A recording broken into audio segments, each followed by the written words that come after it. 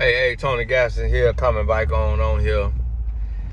Cause I got some more time, but just need to split up these here videos and get me a little. See, listen, you gotta occupy your time. Cause I could just be riding in traffic, listening to music, but instead, I done shot 3 videos. So now that I done shot 3 videos, that's 3 days worth of YouTube work. Or I could upload them all in the same day, so that if I miss another day, boom, I done already did the work. So that's a little life lesson for y'all that you content creator or whatever, and you trying to figure like, when do I have time to do this? Why are you driving? Why are you going to work and coming home? On your lunch break, whatever it is, you got to make time. And so what I want to get on here and talk about is we going through a shift right now, and y'all gonna see something to where it's about to be it's becoming a separation and a year of exposure to where everybody who ain't doing what they supposed to be doing about to start getting exposed.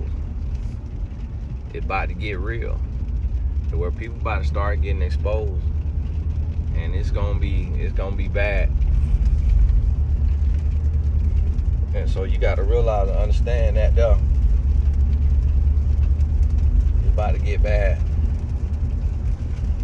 So when you see these churches with these pastors, these leaders who ain't doing what they supposed to be doing, and there's some tomfoolery, you ain't gonna be able to play with God for long. And I want you to realize that you in your own personal life, we got to clean things up. We got to get things in order. It's a lot that I'm trying to get in order. Just business and just making sure that the people that you leaning on, the people you trusting, that they doing their job. Because you can have somebody working with you, working for you, and they ain't doing what they supposed to be doing. And it can cost you. So we got to be mindful of that and be thinking of those things and making sure that we doing what we supposed to do. What is that right there? It's like a college or something. What kind of college is that? And we got to be, locked in and focus on that. And making sure that we taking the steps, the necessary steps to get things in order, because it ain't gonna be long before you start to see these mega churches and stuff start to fall by the wayside. People gonna start to wake up. These podcasts, these YouTube channels. I was watching a little bit of a video last night, I think it was. A young lady was doing a video and she was talking about canceling, that the social media calls for the cancellation of the Dear Future Wifey podcast. And I'm gonna tell you, and see, now when I first said something, people was talking about, oh, you being harsh, oh, you not being a Christian. But what I was telling you, that's the work of Satan.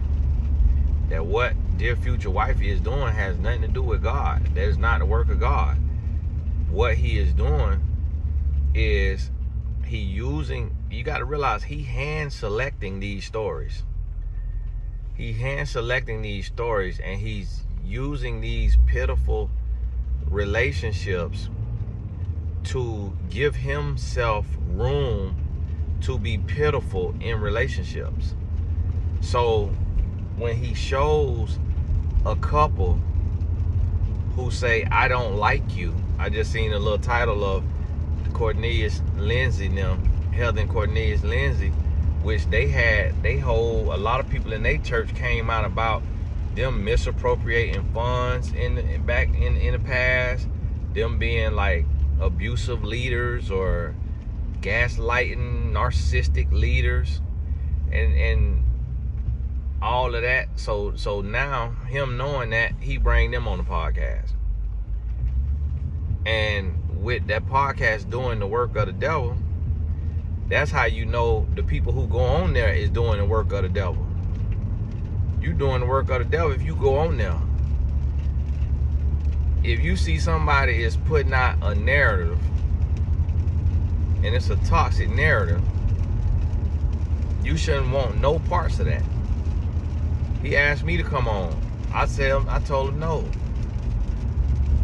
And then somebody asked him to bring me on there. He said he'd love to have me and my wife on there. Me and my wife don't do interviews. I protect my wife. I shield my wife because the Lord know that'll trip me up. Because somebody say something about my wife, I'm liable to put them in their grave. And now everything that I'm working on for the Lord in the kingdom is upended because I had to protect my wife's honor. And I'm not that type of person that let you come to my front door and want to kick it in, and I'm just finna let you come in and rape and pillage. No, I'm gonna send you to meet the Lord. Virtually, digitally, physically, emotionally, spiritually. I just don't play by it. And so I have to be careful where I go and what I do. So I turn it down because I see the gimmick. I see what's being done. And a lot of people just is so spiritually blind, people can't see nothing. And then we have so many dumb Christians. And I'm just using the word in the literal sense of the word. We have a lot of dumb Christians who just don't know nothing, don't understand nothing. And so the Man podcast still get probably a lot of views and a lot of stuff going on, a lot of attention to it, even though it's satanic, and putting out a narrative of struggle love and all of that. Everything ain't supposed to be told. Everything ain't supposed to be told. Your relationship and what God graced you to do, everybody don't need to know that. Because that's what the Bible say, don't be a hindrance to your brethren. So what that means is you could let's say you could drink alcohol and you don't get belligerent, you're not a wine bibbler, you're not a drunkard. Well, you're not supposed to come on as a seasoned Christian who can handle the wine that Jesus made from water, and you come on and say, hey, you supposed to be drinking wine every night. You supposed to be drinking wine. Jesus turned water into wine. Wine is your relaxation. Wine is your best friend. When somebody in your audience is struggling with alcohol, somebody got an addictive personality, come from a family of addiction, and you telling them that you drink alcohol every night. That's not what you're supposed to do. So you in a relationship and you don't like your partner sometimes, or you get cheated on, or you get whatever, don't nobody care. Don't nobody care. Unless the Lord to call you to that fully, don't nobody care. Hush. I don't want to hear about it.